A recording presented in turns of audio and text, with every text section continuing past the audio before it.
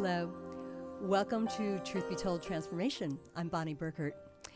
We are here to share tools for your transformation so that you can live your highest truth. And I am very excited today to speak with somebody who has delivered some incredible tools, and that's Rehmannia Dean Thomas. He's a master herbalist specializing in Chinese tonic herbs. Welcome, Rehmannia. Thank you, Bonnie. It's been a while. We're actually really good friends. We've known each other for quite a while. I know, We've it's done some cool incredible. things. It's really true. I first met Rehmannia at a wonderful event, and he was serving tea and a beautiful elixir. Yeah. And I personally have always been very fascinated in herbal healing of all different types, but this is very specialized. And if you're watching on YouTube, those of you who are on the podcast, I hope you'll come over to the YouTube channel to see. We've got a beautiful piece of reishi mushroom here, just as one of the first things we could talk about, Rehmannia, as far as what tonic herbs are. Well, the Chinese have a saying called, they believe that their wild history goes back to approximately 30,000 BC. When and now that's been bolstered by, or sort of verified by a book I read recently by an Oxford professor called People, Plants, and Genes, where he just described how they have found tombs in ancient China from 20 to 30,000 BC, and they found the remains of the herbs I'm going to talk about in there. Fantastic. And so, we've talked about herbs going back to the, Edwin Papyrus in Egypt from 3150 BC, but now we're talking, much, much further behind that. Wow, that's incredible. And so they believe that these ancient people who lived, particularly in a mountain in northern Korea called Mount Chongbai, they had discovered long ago that these plants made them able to climb the mountains more vigorously and live longer, and started to document them. In fact, the first documentation of any herb is thought to be the herb called euphorbium bark. It's a tree bark, and the story goes that that there were people saw deer or an animal get a bone fracture, and then would go to a tree and chew on the bark, and then they would watch that animal, and the bone would heal up quicker, and then they would somebody in their clan got a bone fracture, so they went and got the bark and tried it, and their bone healed quicker. And somebody wrote on a piece of bamboo, "Bone healed quicker," and that's where it started, probably way back then. Right. And so, basically, in a nutshell, we've got about 20,000 years of R&D going on and empirical observation to lead to what is today surely the most refined and sophisticated materia medica, along with Ayurvedic medicine. Indeed. And for people that may not know Ayurveda, that's Indian. That comes from an Indian tradition. But I think a lot, in fact, I know this from yoga studies, that a lot of influence came from China to India. So it would be interesting There's to a big know. debate there, Yeah. There's What came first? Yeah, the Indians believe they came first. I don't think the Chinese really, I haven't heard them talk about how they came first, but I mean, it seems like if it's 20,000 BC. But hey, that could have been happening in India too, because people were, all over the place were doing this, surely Africa as well. Yes. But what we know is worldwide herbalism, we can assume it goes back to about 20,000 BC and beyond. So by the time the very first books were written that described herbs, in particular, China, the first book that was written supposedly by a guy named Shen Nong, although I'm sure this is a compilation of many thousands of people's work and observation. And it's called the Divine Farmer's Almanac, because he was thought to have invented the plow and farming and all kind of stuff too. This guy Shen Nong, pretty important figure in history. So we call him the Divine Farmers? The Divine Farmer's Almanac. Very interesting. Shen Nong's Materia Medica, written in 2975 BC is when the Chinese believe it was first released. So in China, there's giant statues to this guy, like 100-foot tall, like big stone marble statues up in the mountains of Shen Nong that they really love. They revere their herbalists as some of their spiritual and icons in China are herbalists. And as there's legends now that the Chinese believe that some of these people attained immortality, that they became so adept at using these herbs and living according to nature way back then, when there was lots of diamagnetism in the earth, the soil was powerful, right? The ecology was at its best. And so humans were living there, and they found these herbs that made them all that much more powerful. and they were said to have attained immortality. So if you go back and look at Chinese folklore, like our deities in America, or in the West, their deities many of them were herbalists in my lineage. That's so incredible. Yeah. Why do you think that China figured that out and we don't really have that same reverence here in the West? Well, we might have, I mean, our indigenous people here had great knowledge, which it's just my theory that it might have come from over there, over the Bering Strait. Oh, true. And from way back, because the Native American people had incredible plant knowledge. And in the 1800s, there was a system of colleges in America, a network of colleges called the eclectic schools. There were 111 of them, I believe. And they were all over America in the 1800s, and they were teaching Native American herbology, and they allowed women and people of color to go there and get Incredible. and get their degrees, diplomas to teach to be doctors. And this was well known. It was the eclectic doctors and the eclectic schools. This was all over America in the 1800s. They were practicing Native American herbology primarily. But surely by now, if they'd been allowed to continue on, they would be also have had integrated Ayurvedic and Chinese by now, and we would have a incredibly powerful, worldwide, and very effective and sophisticated herbal system for the mass population at this time. But the AMA came along in 1911 and kind of started to put a stop to it. Well, that's a whole nother episode, everybody. Yeah. I'd like to go back and ask you specifically how you got involved in the Chinese herbs. I mean, you're from the States, right? You're from Kentucky originally, is that correct? I am from Shively, Kentucky. Yeah, so you've got some, incredible tradition there, and that's not technically Appalachia anymore, but right. So that region of the U.S. So, but tell me, why Chinese tonic herbs for you, and really, what's distinctive? Do they have something special over there that we don't seem to have growing here? Well, the herbs that the Chinese use in their system are grown worldwide, except that many of them are thought to have evolved there. So you go to the place of the biological origin of the plant itself, and you find the most powerful species. And so that's why we use the herbs I use the herbs that are grown in northern Manchurian China in a landscape similar to Maine, way up in the northeast. It's northern Manchurian province. And then over into the northern part of South Korea, a lot of the herbs are grown in there, and they're grown very purely. And I'd like to get that out right now, because a lot of people come to me and go, is this stuff tainted with chemicals and metals and everything? No, the Chinese are very fierce about that. The herbs are grown in protected regions of their biological origin. They have a designation of that they call Di Dao, which means that this herb came from its place of biological origin. And when you go to those places, the Chinese government has cordoned them off and protected those whole regions from any pesticide use. Fabulous. Yeah, so that's it's actually incredible. more sophisticated than our organics programs here. Yeah. Okay, that's really great to know. Yeah. Hey, so let's go back to origin.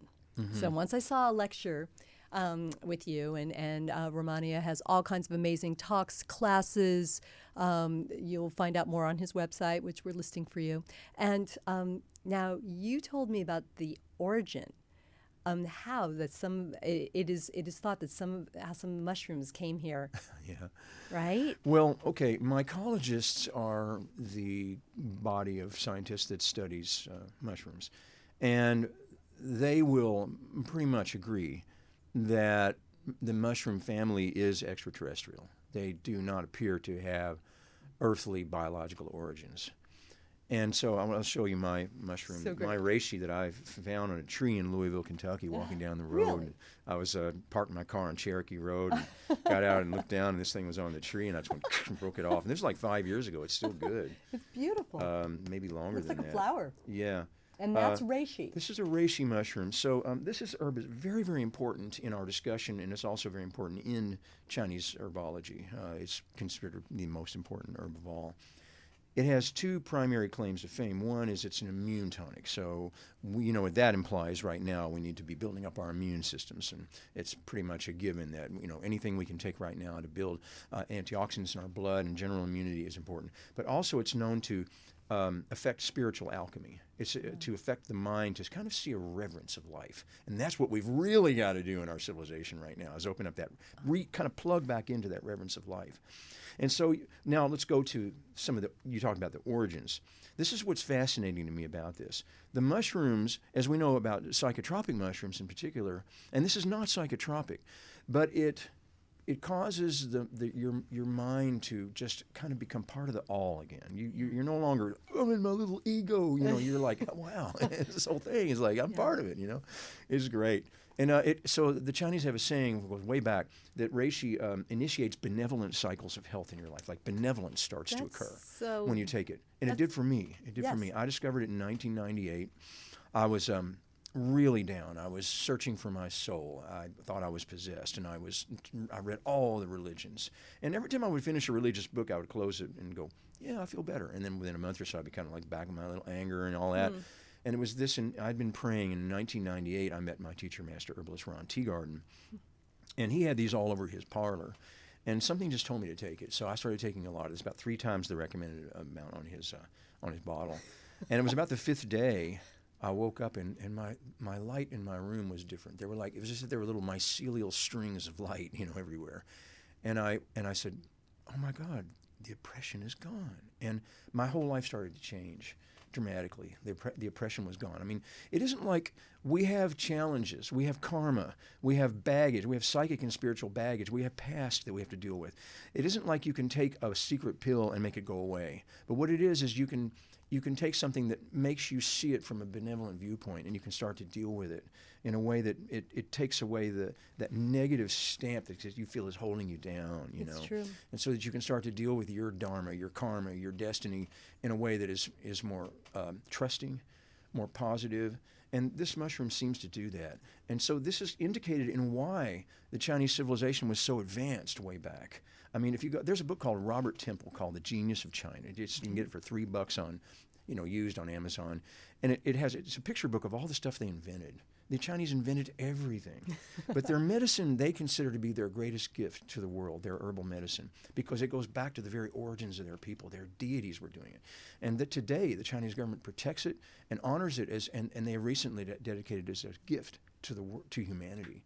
Now, this is probably the topmost of those gifts that are in that home materia medica. And so when we take this, it plugs us back in. Now we go to your question about extraterrestrial, right? All right, because I didn't want to get off on a tangent and forget what you asked. I knew you were coming back around to that. Well, so in the original Earth or molding of biology on Earth, there are 3 kingdoms primarily that cause the molding of earthly biology. One is algae, bacteria, and fungi, the spores of fungi. I studied this a lot. I wrote a book called Threshold of the Fourth Chakra, which I hope to have more copies printed soon. It's hard to find. I don't have many of them out there, but it's a very interesting book. Talks all about this and everything, the origins of Chinese medicine too. Pretty much, I believe our discussion today will cover, comprise my book, Threshold of the Fourth Chakra, which if those of you watching, if you want to get in touch with me, I can get you one eventually. Anyway, in there, I discussed how the scientists of today, beginning with Lynn Margulis and some other what they call astrobiologists and then microbiologists working together, determined a theory or came up with a theory that algae and bacteria are the original substrates of earthly life, so that they both came from outer space, and this is known. So that's why Lynn Margulis and they are called astrobiologists, because all of these spores and these things are blowing all over the cosmos. So algae still blows in today. In fact, in the 1980s, there was a phenomenon called the Red Rain of Kerala in India, where it was raining red, and everybody went and they thought it was the blood of Mary, coming down, the Christians there. And then these microbiologists went in and got samples and found it was an extraterrestrial algae that they'd never seen. It was blowing in from who knows where. Where was it coming from? That's where you start to get into these questions, right? Yeah. Which I'm going to come back to. Okay, so then Lynn Margulis and her astrobiology friends come up with this theory of symbiosis, where they say that algae were all over the earth, and the algae were very important in producing the atmosphere, the oxygen, because they were proliferating in our oceans through mitosis, and that's splitting in half, and that's how they reproduce. They were proliferating, very abundantly, and today they are too because of global warming. Algae are getting very bad in our waterways, overproducing. But they were probably the first living life forms on Earth, and as they consume carbon dioxide, so the atmosphere was very high in carbon dioxide because of all the volcanoes and everything, Right. and then their waste product is oxygen. They poop oxygen, and so for over 3 billion years, the algae created our atmosphere, oxygen. Now, Incredible. then it came to a period where it was called the Cambrian explosion about 500 million years ago, where they had produced a sufficient atmosphere of oxygen. This allowed bacteria, which are also extraterrestrial, to then, according to Lynn Margulis, bacteria penetrated the permeable fatty cell wall of the algae for refuge and started to form colonies inside, which in time, through intelligence, became the mitochondria and the nuclei of cells. And somehow, and here's where my discussion, I think, gets another level of phantasmagorica, is that they believed that somehow, and they still don't know how, but those cells started to, what you call, differentiate. So suddenly there was the part that said, well, I'll be the tail, and I'll be the flagella. I'll be the flagella, and I'll be the eating part, and I'll be the grabbing part, right? And they don't know how this happened. There was some intelligence. Well, they're missing the third kingdom that came in from outer space. Fungal spores. Fungus affect our minds. So fungi are the seeds of consciousness. They exist all over the universe. Lynn Margulis and her pals forgot to include that. Okay, I'll continue with my theory. As the algae and the bacteria began to form their symbiotic relationship, their very first life forms were called stromatolites. And they formed these big hamburger-like pile-shaped things of a mixture of algae and fungus. And when they would die back on seashores, and there are fossils of stromatolites now. There's a bunch of them off the coast somewhere in Australia. Yeah. And they're fossilized. And so they represent the very first life, congregation of life that's fossilized. Well, here's what happened in my theory. Suddenly these giant fungal mounds show up too, which Paul Stamets talks about. They found some fossils of those as well. These look like big rocket ship shaped things. And they're everywhere too. So the fungi were kind of going, hey, look at us, what about us, right? Well, okay, then what happens, what fungi feed on what's called carbon substrates. What happens when the stromatolites are dying back? There's the first carbon substrate material, a carbon breakdown. They're creating carbon, right? Okay. Which is what we're all made of, and trees and all life and when you walk on the ground, all the mulch and everything is all carbon based. So that carbon dieback that becomes humus and becomes, mulch and then humus and then humic acids and all that. That's all breaking down carbon. Well, that's what fungi feed on. They feed on carbon. So the fungi then would penetrate those carbon substrates. And what is their method of distributing their information in their cells? Is called mycelination, right? And mycelia are these white web-like structures that go through the carbon substrates that when the mycologists and look at it, they say, this looks like a neurological system. Yeah. Mm-hmm. So they're the mind part. If it weren't for the fungi, everything would be like these big lasagna-shaped things, or just, like algae and bacteria congregating and dying back, and then more and more. But it's the fungi that came in and started to create the neurological systems. So now in forests, the fungi connect all of the tree roots. I mean, they'll take nutrients. If this tree's got sufficient nutrients and this tree is missing, the fungal mycelia will draw nutrients to the missing tree. That is remote consciousness. Yes. That's under the ground. That's something we can't do. We don't have that kind of consciousness. And so the fungi are the consciousness part. Now we step back a little bit. They came from outer space. Mycologists say it. They do not have earthly origins. They are a cosmic seed of consciousness that's blowing around out there, probably all over the place. And here's the situation that I like to say. When you have algae, and the algae that's on Earth, when they look at the first fossils, that algae is in exactly the same state of evolution as today. That means it came from somewhere else, and it was already in that state of evolution. But it had to have come from a place that's like this. And the mushrooms require carbon substrates to produce their spores, their fruiting bodies. This is the fruiting body, or the sexual apparatus. This comes up, and then the spores formulate over on top. Then one day they become very thick, like a brown powder. And then one morning, it's as if this thing goes poof like that, and the spores go into the atmosphere. They blow all over the place. We've got them all over us. They're all over this wall, and they blow out of our atmosphere and back into outer space and go off and seed some other solar system somewhere else.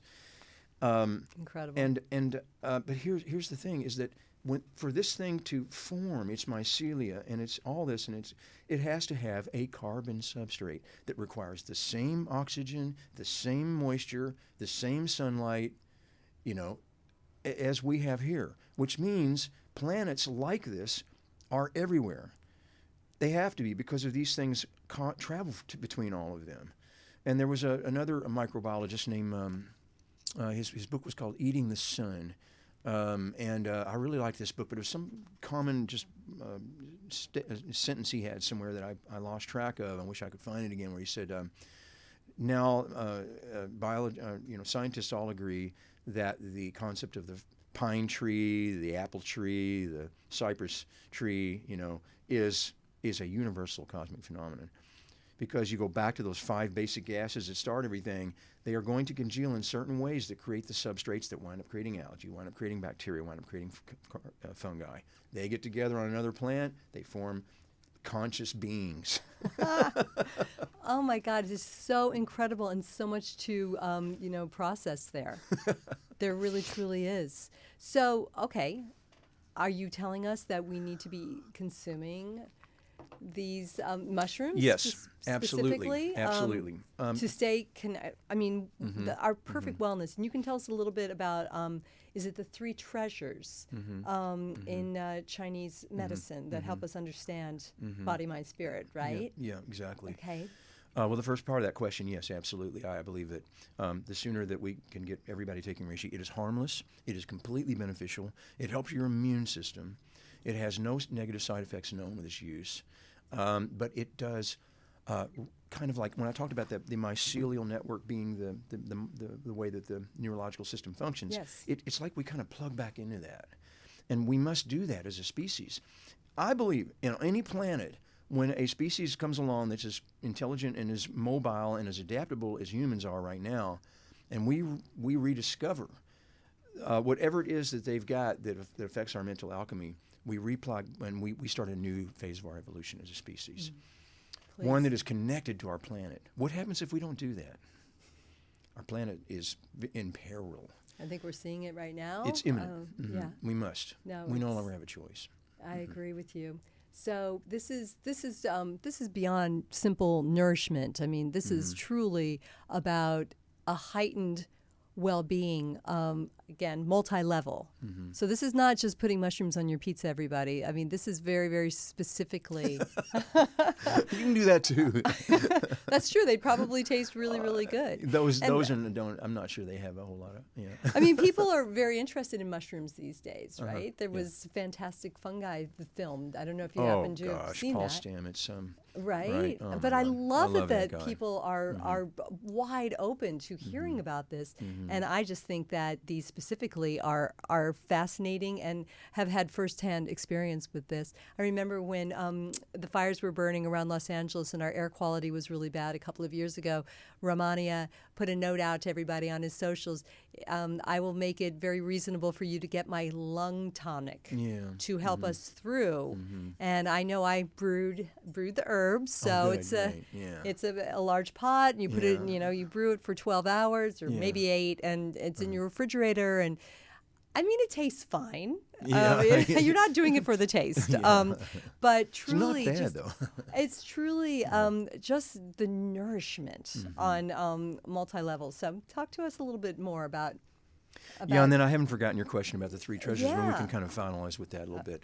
But Okay, why are herbs and plants and food plants classified differently?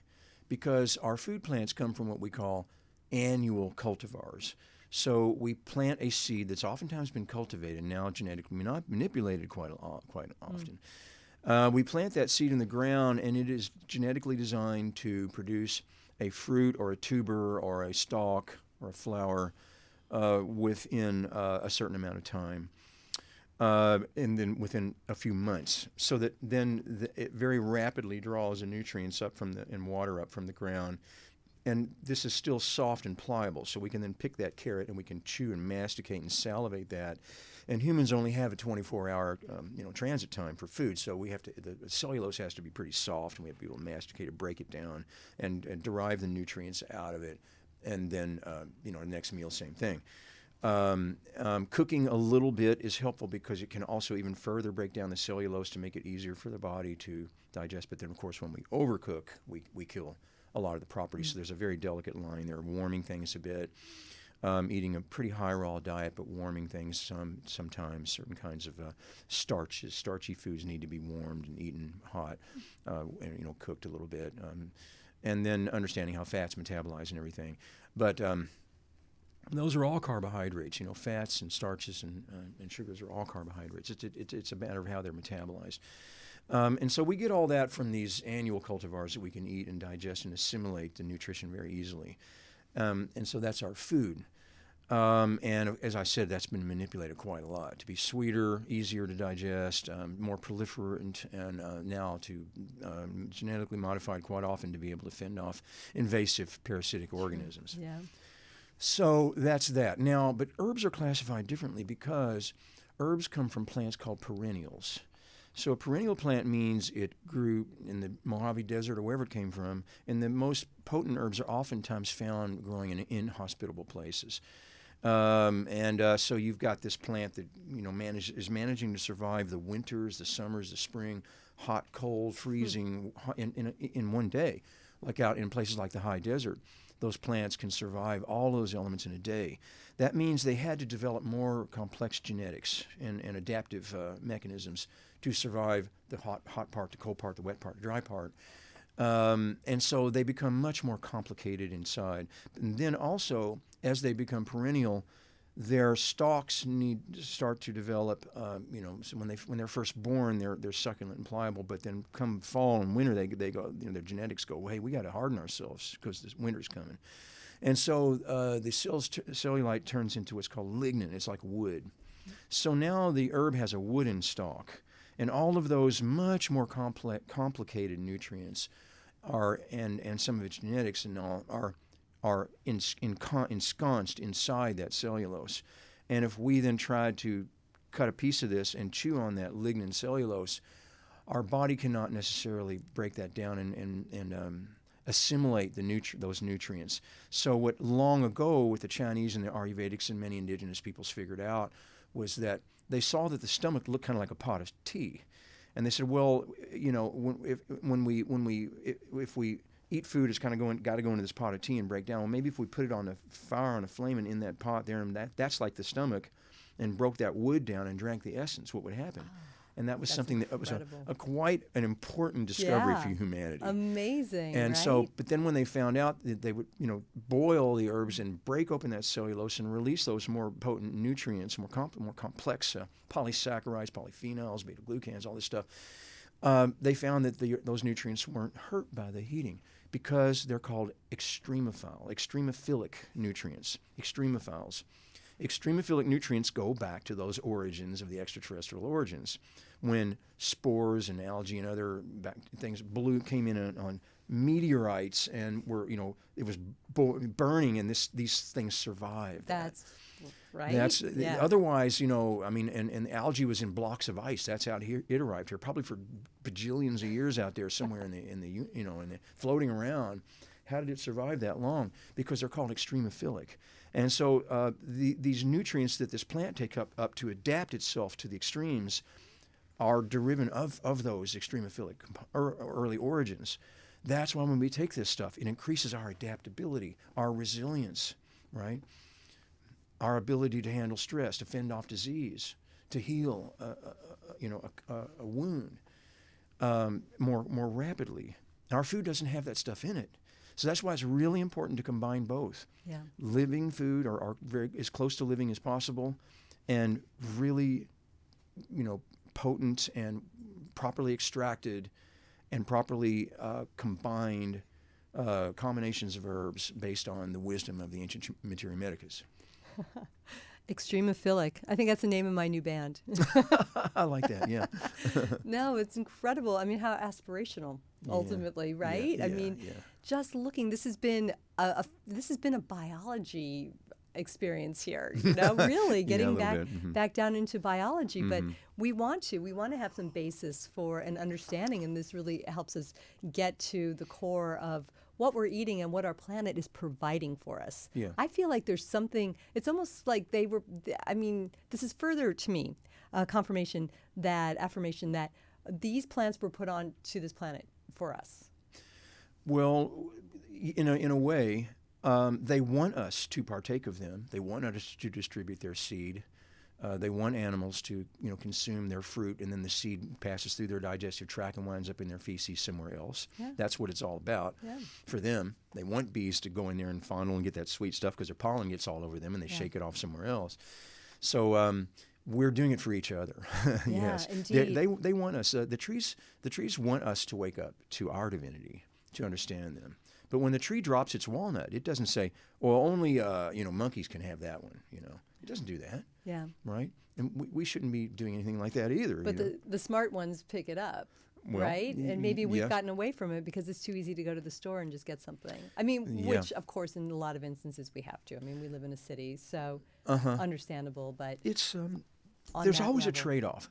It was Plotinus, the Greek philosopher, who said, when you introduce one thing, you by its very nature put its opposite into motion. He was talking about what the Chinese call yin and yang, the two polarity degrees. When one thing is introduced, its opposite is in motion, it must be. All right. Is that what's happening in 2021, summer of 2021, when this is recorded? Look at it in terms of there's an enlightenment happening. Many people are saying we've got to move into a new level, and then there's other people who are going into anger. So there's that, there's that extreme. And we have the choice, which of those routes we want to go. I think knowledge is the key to helping people make that right decision. No, it's and nutrition.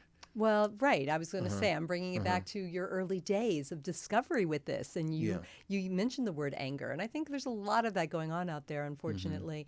And but again, you found they call these tonic herbs. So I mean, what is look at what that word can mean. And so truthfully, going back to my origins in it, and I said I was a lost person. I would have an angry thought before a positive thought, and I'm like, why did I just have a spontaneous angry thought? Why can't I have a spontaneous nice thought? Yeah.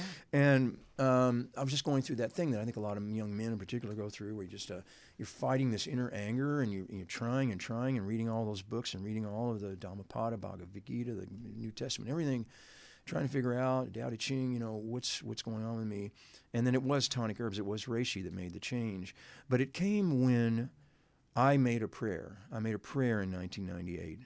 At the time, I actually was already working as a healer. I was a self-proclaimed green juicing therapist. So I would grow the power plants at the Los Angeles Eco Village where I lived. Hi, Lois Arkin, a great mentor of the Los Angeles Eco Village, and I was growing the plants, and I would go to people's homes. It started in 1994.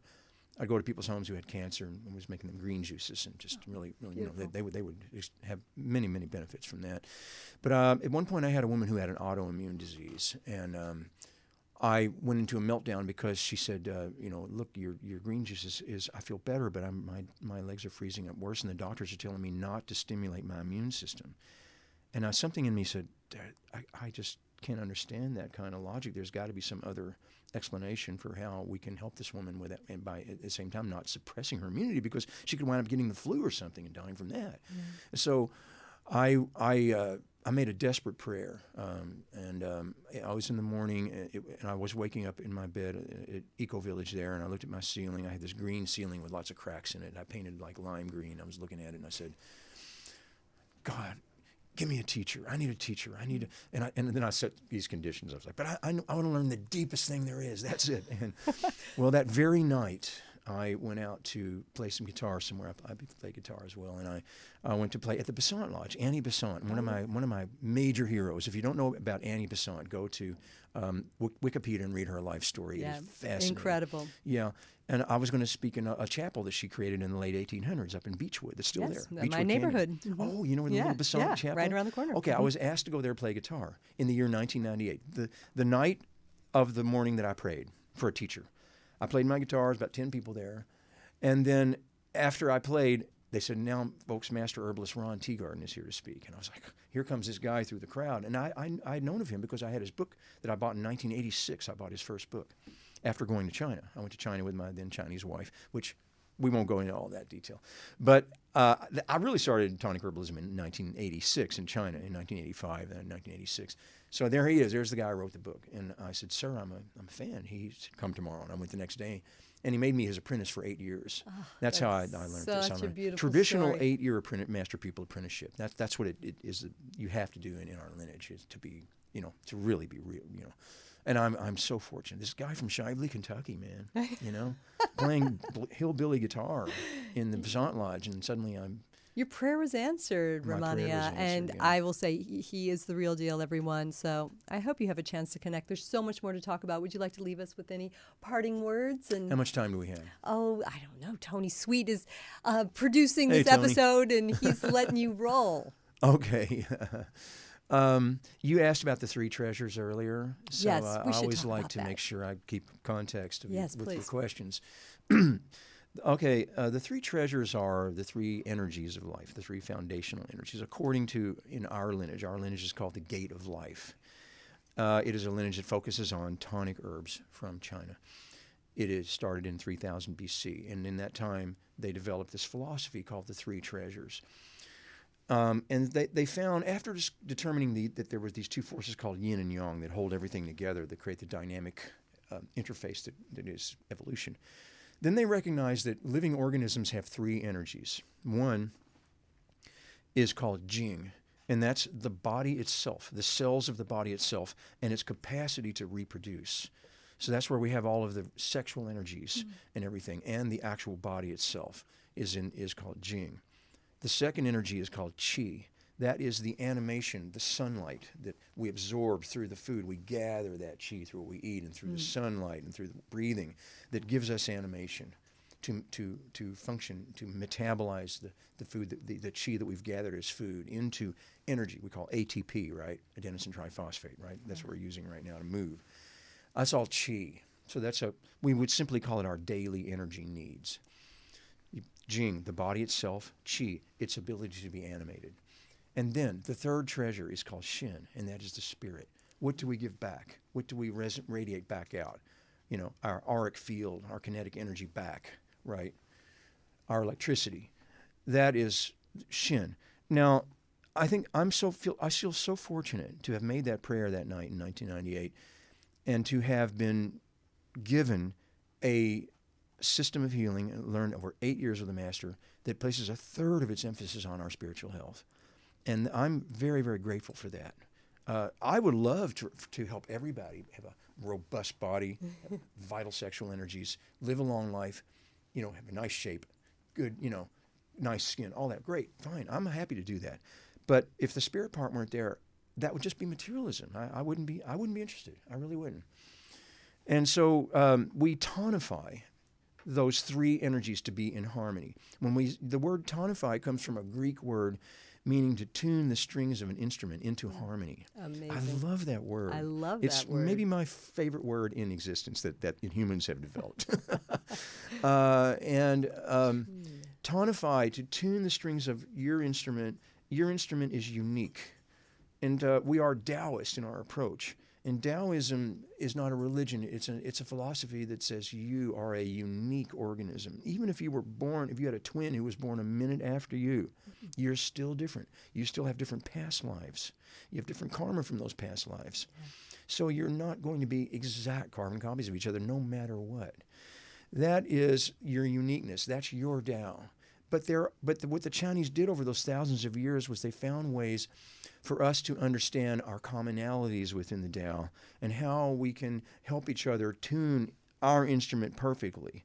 So you being a woman oftentimes women have more what we call a yin constitution, which is a tendency to hold water a little bit, a tendency to be the silent one who's absorptive. We understand that. So we tonify your energies to balance that. Men tend to have what we call a yang energy. We can dry up and get dehydrated inside, and we can tend to get liver can have effects of getting blood toxic. We don't exchange blood the way women do, and all that. So we would then tonify a man a slightly different way, but still we're unique. I mean, we're 99% the same as all other life, and they understood how to tonify and balance the three energies. Going to the body, that's the anti-aging herbs, the herbs that fortify our sexual energies, our reproductive energies. And there's this big taboo about our sexual energies. You kidding me? That's how we're all here. That's how our body's a reproductive organism. Yeah. There's no reason why we should... A creative force, right? Even think in terms of suppressing those energies. No, you tonify those energies, and then you use them appropriately. That's the key to longevity and youth, and to healthy offspring, so that we produce new generations of humans that are strong and can have adaptability to the stresses that are coming, that are more increasing now, that have more immunity to all of the toxic elements out there. So our children have to have a lot of that Jing. Jing is in the food and in the herbs. We take them. So there are herbs that tonify Jing. They're so important. My namesake herb, Rehmannia, it tonifies Jing. So you can give it to a person who just seems to have a weak constitution, who doesn't seem to be interested in things, who doesn't quite know their destiny and not quite excited about it. You give them herbs like Rehmannia, Hosho Wu, Astragalus, Goji, Shizandra. These herbs tonify Jing, that energy. And then if that person, you want them to have strong procreative energies, like you have a couple that wants to produce a healthy child, you give them yang Jing herbs like epimedium and cistanche and eucomia, that then help to build up that yang energy. And my new line called at my site rdeanthomas.com, I have formulas for all of these to tonify those energies. And then when we go to Qi, that's how we help maintain a nice shape and metabolize fluids and not get not have our hips bloating out and things like that. Help Qi flowing, warm hands and feet, glowing skin, upright Qi, easy menstrual period for women because the blood it has a lot of Qi in it. And then when we come to Shin, we tonify the spirit. And it's amazing how things like this can tonify the spirit. I mean, yes, we do have to pursue a healthy body. We have to pursue tonifying Jing and Qi in order to have the full equation. The body needs to be balanced. But then when we combine that with balancing and tonifying the spirit, we have an incredibly full life of adventure and reverence.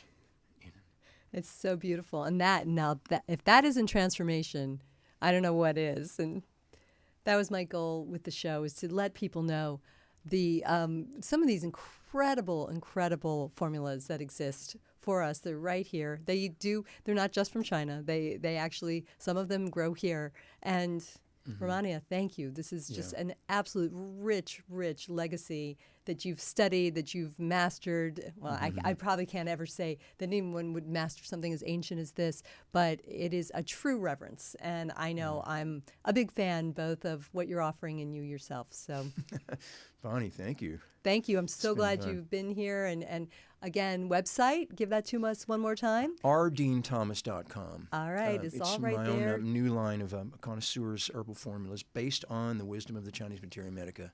I don't fool around with novel ideas. I go with what's tried and true, although I have reached that point where I can understand that alchemy to create my own unique formulas. I love that word alchemy right there with tonic. Yeah. Tune up, everyone.